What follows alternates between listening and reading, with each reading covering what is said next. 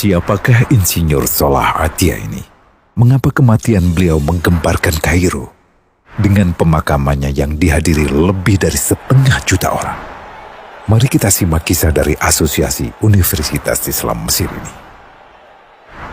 Al-Kisah dari kampung kecil bernama Tafahna al-Ashraf, distrik Middle Ghamir, Provinsi Dakohlia, Mesir, ada 9 orang sarjana miskin lulusan Fakultas Pertanian. Lalu mereka pun sepakat membuat sebuah peternakan unggas, sembari mencari mitra ke-10. Namun mereka terbentur modal, maka dengan sekuat tenaga mereka kumpulkan dari hasil menjual tanah, perhiasan istri, hingga meminjam. Meski tidak banyak terkumpul, namun mencukupi untuk memulai usahanya. Pertanyaan tersisa, siapa mitra yang ke-10? Insinyur Salah, satu dari mereka pun berkata, "Aku sudah menemukan mitra yang ke-10. Siapa?" kata teman-temannya. "Allah," lanjutnya. "Allah akan menjadi mitra usaha kita yang ke-10. Allah akan mendapat 10% dari keuntungan kita. Dengan perjanjian, Allah yang akan memberikan perlindungan dan pemeliharaan, keamanan dari segala wabah penyakit."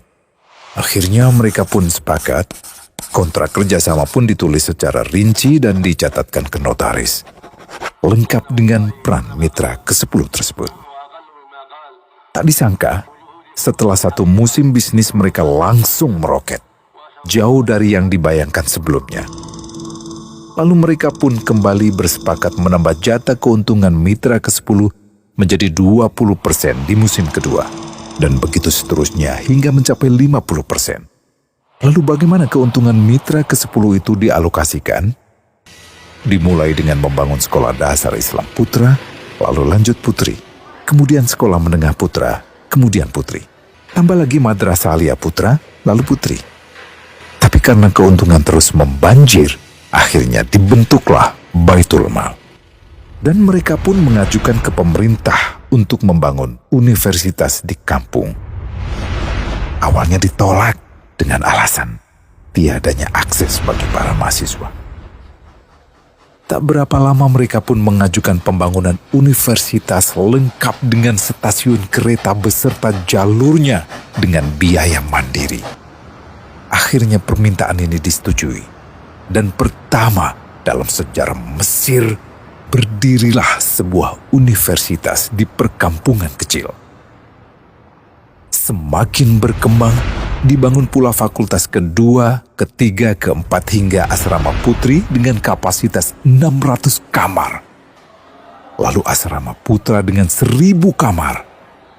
Tiket kereta api pun digratiskan untuk memudahkan transportasi menuju kampung tersebut. Tak cukup hanya itu, dibangun Baitul Mal berikutnya hingga hilang kemiskinan di daerah tersebut. Dan program ini diduplikasi ke kampung-kampung lain hingga bisa dikatakan tak ada kampung yang disinggahi Insinyur Salah kecuali akan dibangun Baitul Mal untuk warga. Bantuan pun diberikan untuk fakir miskin dan para janda. Pemuda pengangguran pun dilatih untuk mengelola perkebunan sayur hingga mandiri, bahkan sampai bisa mengekspor ke negara tetangga. Pada saat panen raya, seluruh penduduk dikirimi paket sayur. Di hari pertama Ramadan diadakan buka puasa bersama untuk seluruh penduduk desa. Mereka memasak dan hadir ke lapangan yang dipenuhi beraneka makanan. Disiapkan juga perabotan untuk gadis-gadis yatim yang ingin menikah. Dan ini semua merupakan sedikit dari banyaknya kebaikan yang dilakukan oleh Insinyur Salah. Hingga pada akhirnya disepakatilah keuntungan perusahaan 100% untuk Allah. Insinyur Salah yang awalnya adalah salah satu mitra usaha berubah menjadi karyawan Allah. Dia hanya menerima gaji, namun dia memberikan Tuhannya syarat agar membuatnya hanya butuh kepadanya dan hanya meminta kepadanya. Inilah sosok Insinyur Salah Atia, aktor utama kisah menakjubkan ini. Keikhlasannya membuat ia sama sekali menolak terkenal di media massa.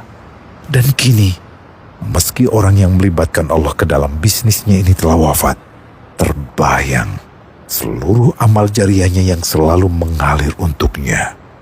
Masya Allah. Pertanyaannya, akankah ini hanya menjadi sebatas kisah saja? Atau menjadi teladan bagi kita untuk mengikuti jejaknya?